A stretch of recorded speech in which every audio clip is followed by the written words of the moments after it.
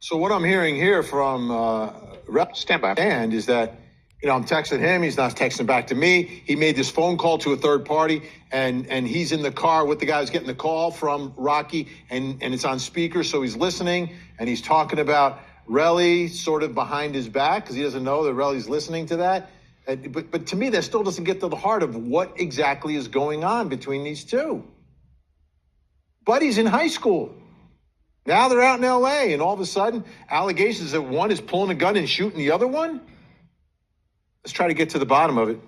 Joining me, CEO of allhiphop.com, who has covered the rap game for more than 25 years, Chuck Creekmur is here with us. Chuck, thanks so much for joining us. Great to have you aboard.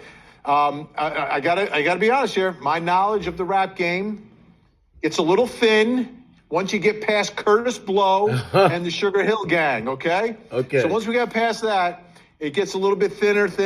I'm starting to catch up on Diddy now with all that stuff happening. Right. But so let's start here. Okay. What happened here? Do we really know what happened between these two childhood friends? One is a superstar, right? The other one is still, I guess, somewhat involved in the game. Obviously, not to the level of A$AP Rocky, but friends are friends. Like, you should be celebrating each other's successes. What really happened here? Well, it's, very difficult to say exactly what's happened, but one can pretty much see that there's one guy, and this happens a lot, by the way, in hip hop. One guy experiences these incredible highs of success, fame, money, obviously, and then you throw in Rihanna, and then you're in a completely different category. Meanwhile, the rest of the crew may not experience that type of success. Others may hang on, which is evident by the other two members of A$AP Mob, and then some may just be jealous. Now, that may or may not be the case here, but it feels very, very, very familiar. These are young guys that come from the inner city, specifically New York City, and it's a hustle town. It's where you are expected to be successful. It's almost in your blood to be successful. And then when you're standing right next to someone that can change your life, and your life does not change, or your text messages go unanswered, or you only see them every 6 months, it can really plant seeds of discontent, to put it lightly.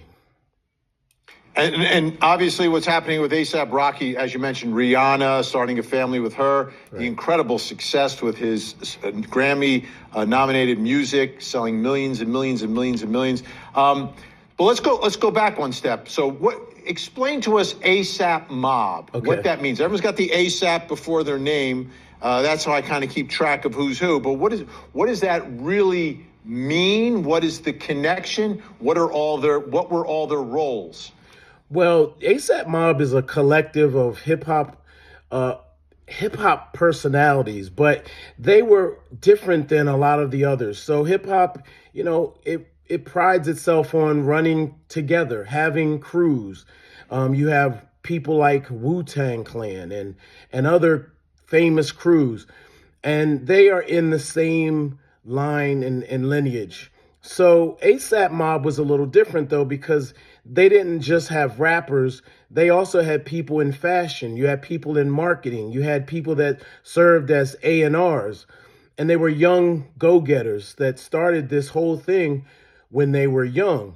Now, A$AP Rocky was not a founder in the A$AP Mob. He was someone that came along a little later because he was a talented rapper who could carry the torch to represent where a fashion person, aka A$AP Bari, who's mentioned in the testimony, could not in the same way. So now you have one of the members who becomes extremely successful and the others not so successful. So it's actually very standard, but typically they do manage to stay together in some form or fashion, like the Wu-Tang Clan.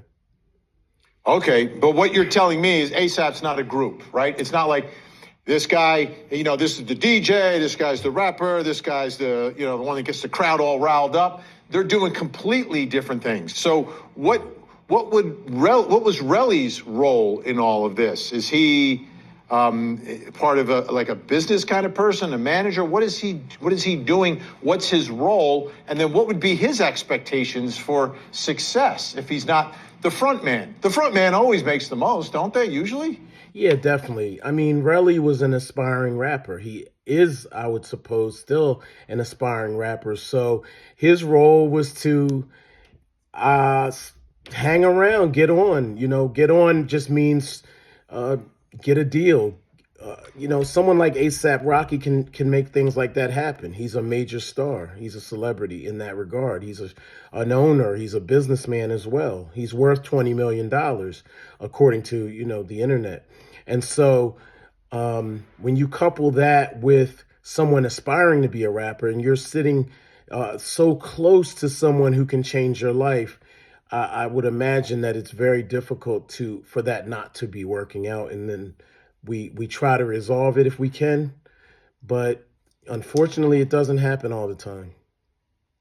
Chuck, I want you to take a look at this. This was near the beginning of his testimony today, A$AP Relly, and it looked like he was pretty nervous inside that courtroom. Let's watch.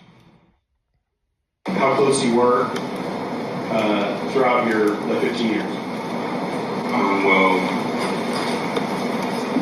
I mean, we started a collective A$AP, which is a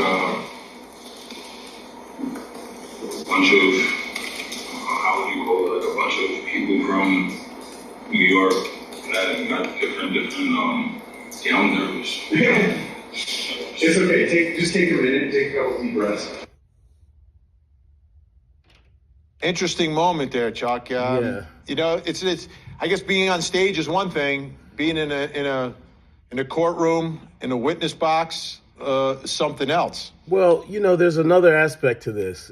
In hip hop and in the mob, there's a thing called snitching, and there's a strict no snitching rule in hip hop, as is the case with the mob and other cultures too. And so he's on stage in a different way right now. He's literally testifying in a case that's, one might say it's a little shaky. Let's just leave it there. And so I do believe he's nervous for a number of reasons, not only because he's standing right in front of A$AP Rocky, but also he's in front of the world. He's being judged by his peers and his community, and it's probably going to be very difficult for him to have that rap career that he wanted. Yeah, that was gonna be my final question to you, is what is the result of all this for Relly and for Rocky? Well, Rocky is really being courageous right now, and not taking that 6 months is a bit shocking to me, especially when you're facing over 20 years in jail. But if you believe really truthfully that you're innocent, then I would say that he might be doing the right thing, even though the outcome of this will really determine if he did the right thing. As for Relly, it's hard to say. They're accusing him of being a part of a money grab or an extortion plot. Will he somehow be able to monetize this, either civilly or in other ways? Because now the internet will help you monetize your life in a different way. So it's hard to say right now. The community of hip hop is a lot more forgiving to private citizens who testify in court if they are victimized. So a lot has changed. Chuck Creekmur, allhiphop.com. You can get the inside look at all of this story, and all the other ones that are happening in courtrooms around the country as well that we're following. Chuck, great to have you. Hopefully you'll come back. Thank you. All right, folks. When we come back, we're going to bring in our Chuck, thank you so much. That was awesome, man. All right. Thanks a lot. including a Appreciate it. battle of... Yeah, we really appreciate it. If we can ever have you back, if there's any reason, I'm going to hit you up for sure. Please text me. I will. All right. I will. Take it easy. Take care. A teenage mom does not...